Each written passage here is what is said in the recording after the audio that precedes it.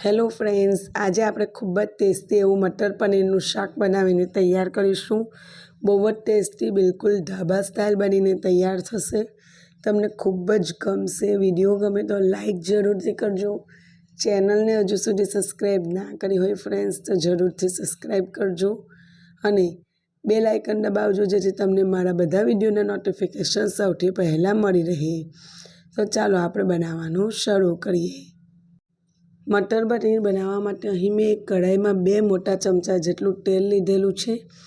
तेल सारुं एवुं गरम थई जाय एटले आपणे एमां चॉप करेला प्याज एड करीशुं, ओनियन एड करीशुं। तो अहीं मैं 2 मीडियम साइजना प्याज ने आ रीते रफली चॉप करीने एड करेला छे अने एने हलका तेल में सॉटे करी लईशुं। हल्का आ रीतना आपणे ट्रांसपेरंट थाय त्यां सुधी एने शेकवाना छे। हवे आपणे एमां 2 टामेटा सरस लाल टामेटा रफली चॉप करीने एड करी दईशुं। टामेटा एड करीए एटले आपणे एमां स्वाद प्रमाणे मीठुं एड करी दईशुं जेथी टामेटा झड़पथी सॉफ्ट थई जशे।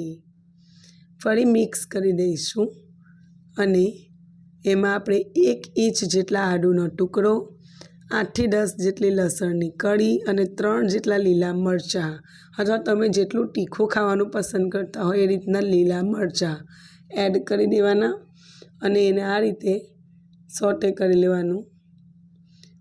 આપણે એને ઓવર કૂક નથી કરવાનું, બસ અમુક સેકન્ડ સુધી ઢાંકીને 2 મિનિટ સુધી આપણે એને થવા દેવું। જુઓ સરસ રીતે સોફ્ટ થઈ ગયું છે અને શેકાઈ ગયું છે। तो आ टाइमे आपणे गैसनी फ्लेम बंद करी देवानी अने ठंडू पड़वा दईशुं अने मिक्सर जार में सारी रीते बारीक एने आपणे पीसी लईशुं। हवे सेम कढ़ाई में मैं तेल लीधेलुं छे तो एने ज वॉश करीने एमां मैं बीजा 2 चमचा जेटलुं तेल लई लीधेलुं छे। एकदम स्लो फ्लेम राखवानी अने एमां 2 चमची जेटलुं कश्मीरी लाल मरचुं एड करेलुं छे। पछी एमां अत्यारे आपणे जे प्याज टामेटा वगैरेनी जे पेस्ट बनावेली एने एड करेली छे। तो प्याज टामेटा जे आपणे सॉटे करेला एने सरस ठंडू पड़वा देवानुं अने पछी आपणे एने मिक्सर जार में पीसी लेवानुं अने हवे एमांथी तेल छूटुं पड़े त्यां सुधी आपणे एने शेकवानुं छे। तो आ रीते हलावता जवानुं मीडियम टू स्लो फ्लेम पर। गैसनी फ्लेम बिल्कुल हाई नथी करवानी अने आ रीते सतत हलावता जवानुं। तो तेल छूटुं पड़े त्यां सुधी आपणे एने शेकवानुं छे।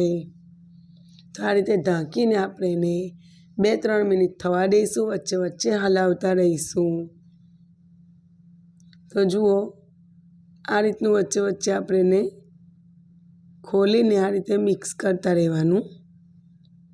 फ्रेंड्स, तमे मारी आ रेसिपी कया शहेर अने कया देशमांथी जोई रहेला छो मने जरूरथी जणावजो। वीडियो गमे तो लाइक करजो, चैनल ने जरूरथी सब्सक्राइब करी लेजो फ्रेंड्स। तो जो अहीं मैं एमां गरम मसालो एड करेलो छे अने 2 चमची भरीने मैं एमां धाणा जीरुंनो पाउडर एड करेलो छे। फरी आपणे एने हलावता जईशुं। फ्रेंड्स, आजनो जे विडियो छे हाथेथी उतारेलुं छे एटले एमां क्लियरिटी तो छे पण साथे साथे थोड़ुंक हले छे, तो तमे थोड़ुंक मैनेज करता रहेजो। तो आ रीते आपणे मिक्स करी लईशुं अने ढांकीने तेल छूटुं पड़े त्यां सुधी आपणे हलावता रहीशुं। तो जुओ 2 થી 3 मिनिट जेवुं मैं एने ढांकीने पछी खोलीने ए रीते मिक्स करता जईने शेकेलुं छे।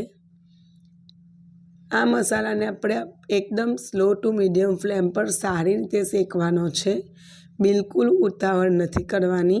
जो मसालो शेकवामां तमे उतावळ करशो तो मटर पनीर बिल्कुल सारूं नहीं बने अने धीमा तापे एने सारी रीते शेकावा देशो तो होटेल स्टाइल बिल्कुल गरमा बनीने तैयार थशे। जो हवे एमांथी थोड़ुं तेल सेपरेट थवा लाग्युं छे तो मैं एमां 1 कप जेटला मटर एड करेला छे अने पछी एमां पनीर एड करेला छे। तो फ्रेंड्स, तमे पहला मटर एड करीने 2 થી 3 मिनिट सुधी शेकीने पछी पण पनीर एड करी शको छो। अने पनीर एड कर्या पछी आपणे एने सारी रीते मिक्स करी लेवानुं छे।